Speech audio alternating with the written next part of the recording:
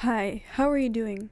I'm doing as good as ever, and I want to talk about The Running Man. I haven't heard anybody talk about this movie, and I'm a little sad. I watched it in London in theaters, and let me tell you, I loved it. That was awesome, and I might be a little biased, but before I watched it, I looked at Moist Critical's review of it, and he's pretty critical. I mean, it's in his name, so I should expect that. But I feel like he was a bit harsh on that movie.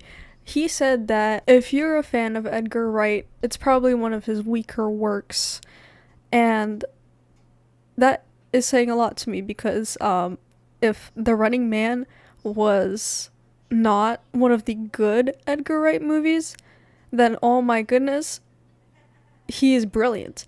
Because I think The Running Man was really great. I like Stephen King and I like scary books and stuff and dystopian stuff and whatever. I never read The Running Man, but the movie, that was very enjoyable. I like the plot. I'm not gonna talk too much about what it was about. I just wanna explain how I felt about it. So, quick overview. A dystopian world where there are these TV shows where rich people force poor people to play these very dangerous games where people get badly hurt or even die for money. So this guy, the main character, I kind of forgot his name. He has a wife and a tiny little baby daughter who is sick and it's getting really bad, and he desperately needs money, but his job is not paying him enough.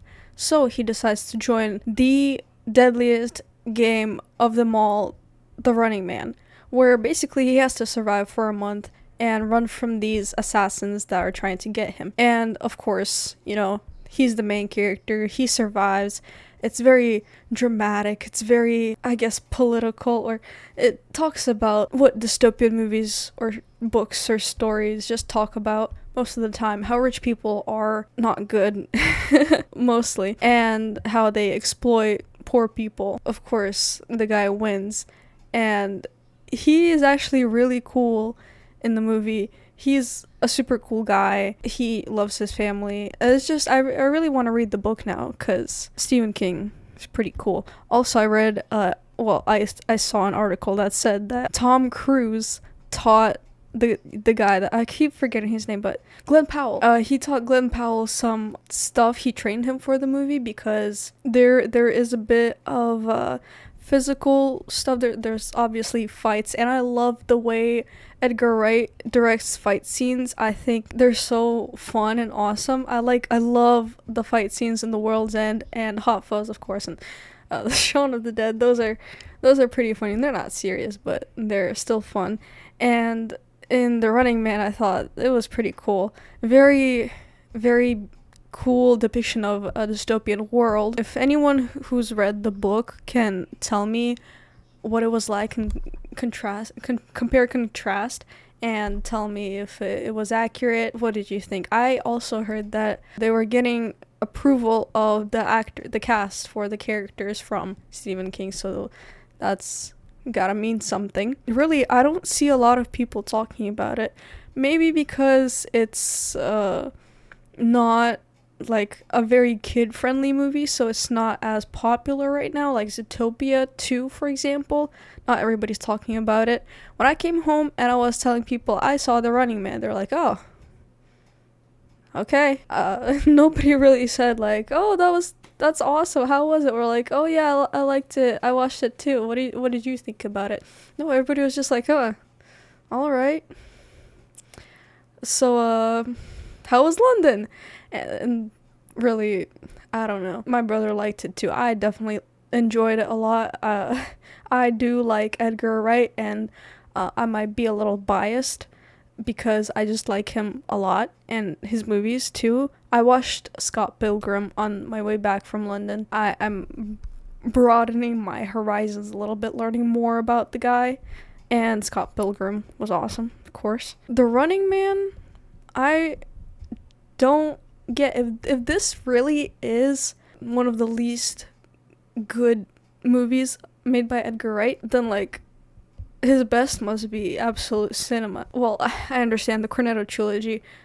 I don't know how anything could top that. I think that's like at the top. Scott Pilgrim also somewhere in there. Maybe I would rewatch it at some point. I definitely would rewatch the Cornetto trilogy again and again and again. I've seen each movie so many times, and that number is going up very fast. And I'd like to rewatch The Running Man eventually. It's one of those movies that I would like to watch again. And after we watched The Running Man, we also went to see Now You See Me, Now You Don't.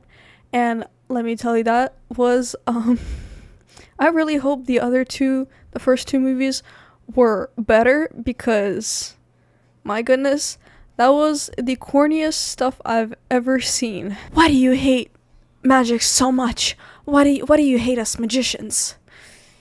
When I was 6 or 7 years old, I tried to learn a magic trick because I thought I would impress people and then people would like me. And I learned for several months. I was perfecting this magic trick. And when I finally did it, nobody liked me. My dad still hated me. Actually, it was the dad of the main villain who showed her how to do this magic trick, I'm pretty sure. But that's pretty much how the movie went.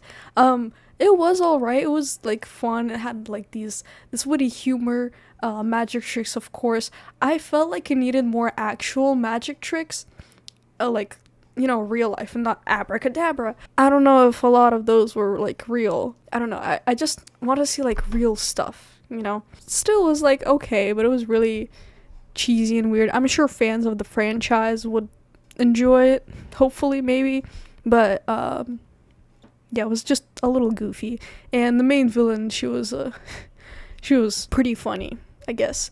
Oh, and also she plays Sam in The World's End, which is pretty cool. That's range, I'd say. I think the actress is pretty good. The actors were, you know, they were great, but the movie itself, I don't know.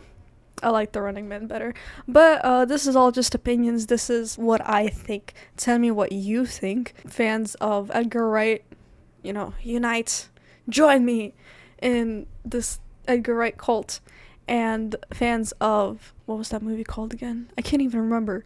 Now You See Me, Now You Don't. Tell me, what do you think about it? Because I didn't watch the first two, and I really don't know what's happening. But tell me what you thought, if it was alright. That's kind of it for today. Shall we do the word? Okay, so the word for today is going to be erudition. It is a noun and it means deep or wide knowledge about various subjects. The phrase here is, her erudition was admired at the conference. I think of myself as somewhat of a erudite. I think I'm pretty smart, and I hope you are too. I will see you very soon. Have a wonderful day. Everbearkins over and out.